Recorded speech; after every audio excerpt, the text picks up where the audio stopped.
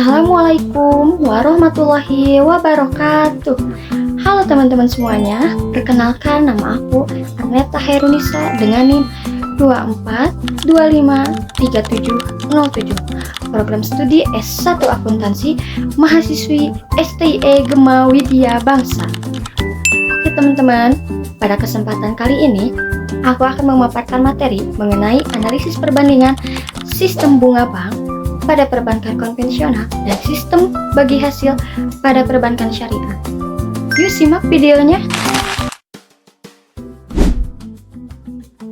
Apakah teman-teman pernah berpikir di saat kita membutuhkan modal, kita akan menggunakan sistem bunga apa sistem bagi hasil ya? Nah, mari kita kupas tuntas perbedaan antara kedua pendanaan ini. Mari kita bayangkan sebuah ilustrasi. Ada dua orang pelaku usaha, yaitu saudara Hasan dan saudara Husna. Keduanya sama-sama membutuhkan modal senilai 10 juta rupiah untuk membuka usaha kuliner martabak. Kita lihat saudara Hasan terlebih dahulu. Ia memilih meminjam modal ke bank konvensional dengan sistem bunga 10% per tahun. Artinya, apapun yang terjadi pada usahanya, entah ramai ataupun sepi, saudara Hasan memiliki kewajiban mutlak untuk mengembalikan modal sebesar 10 juta rupiah plus bunganya sebesar 1 juta rupiah. Sekarang, mari kita bandingkan dengan saudara Husna. Ia memilih bermitra dengan bank syariah menggunakan akad mudharabah. Di sini, bank tidak memberikan pinjaman berbunga, melainkan bertindak sebagai pemilik modal dan saudara Husna sebagai pengelola. Mereka kemudian menyepakati nisbah atau rasio bagi hasil sebesar 60% untuk saudara Husna dan 40% untuk pihak bank dari keuntungan real usaha. Nah, namanya juga sebuah bisnis, pasti ada fase naik dan turunnya. Katakanlah pada bulan pertama, penjualan martabak mereka berdua sedang sepi akibat faktor cuaca. Disinilah letak perbedaan besarnya akan terlihat jelas.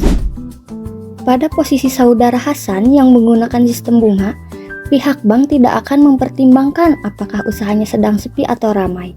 Saudara Hasan tetap wajib membayar cicilan beserta bunganya secara tepat waktu. Sistem ini sifatnya keuntungan pasti atau fixed return bagi bank, tetapi menjadi beban yang sangat berat bagi pelaku usaha. Namun, bagaimana dengan saudara Husna yang menggunakan sistem bagi hasil? Karena basisnya adalah kemitraan, porsi keuntungan yang dibagi disesuaikan dengan pendapatan real pada bulan tersebut. Jika keuntungannya mengecil, setoran ke bank pun ikut mengecil. Bahkan, jika terjadi kerugian murni yang bukan karena kelalaian saudara Husna, kerugian finansial tersebut akan ditanggung oleh pemilik modal. Sedangkan saudara Husna hanya rugi waktu dan tenaga.